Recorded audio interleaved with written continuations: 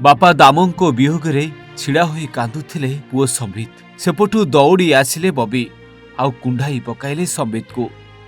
ए दृश्य को देखि पारुथिबे प्रणव प्रकाश दास आसी पहुंची जाइथिले आ एभली भाबे पुओ संबित को कुंडाई पकाइथिले।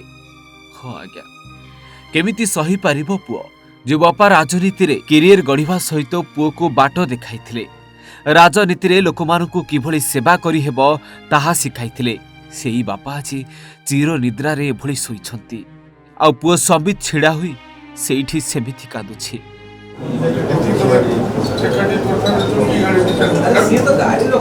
आ एही समय रे आखिरु जेतबेले लुह पोछुथिले सेतबेले पछरु आसी पहुंचीथिले राज्य सांगठनिक संपादक प्रणव प्रकाश दास, जहांकु बबी डाकंती समस्ते।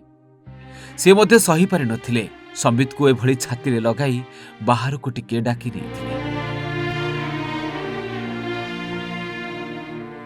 हाँ आज्ञा, एक घरोई हस्पिटाल ले दामोंकर देहांत हेबा परे एबे तांको बासभवन रे रखा जाइछि तांको मर शरीर को।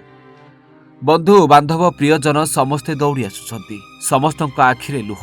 समस्ते दाम को देखि दूररू मुंडिया मारुछंती, कारण जानिछंती दाम जणे वरिष्ठ नेता आ से तांको जीवन रे किभली सफलतार सहित राजनीति करिछंती आ किभली लोकमानकर सेवा करिछंती।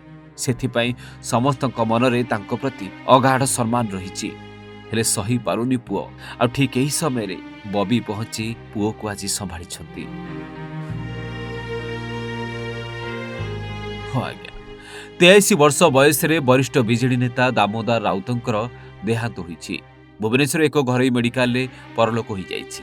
चिकित्साधीन अवस्था सकाळ 5:23 रे श्री राउतंक देहांत होइथिबा जणा पड़िछि, जहाँकि पुओ संबित प्रथमे जणाइथिले।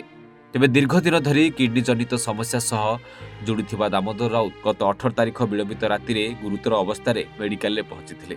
ऑक्सीजन सैचुरेशन कमिबा परे तांको कैपिटल हॉस्पिटल निया जाइथिला एवं सेठारे से हृदघातर शिकार होइथिले। या परे तांको भुवनेश्वर एक घरे हॉस्पिटल को निया जाइथिला। हेले आज सकाळो तांकर देहांत होइछि, जाहाकु नै सबुआडे शोकाकुल परिवेश।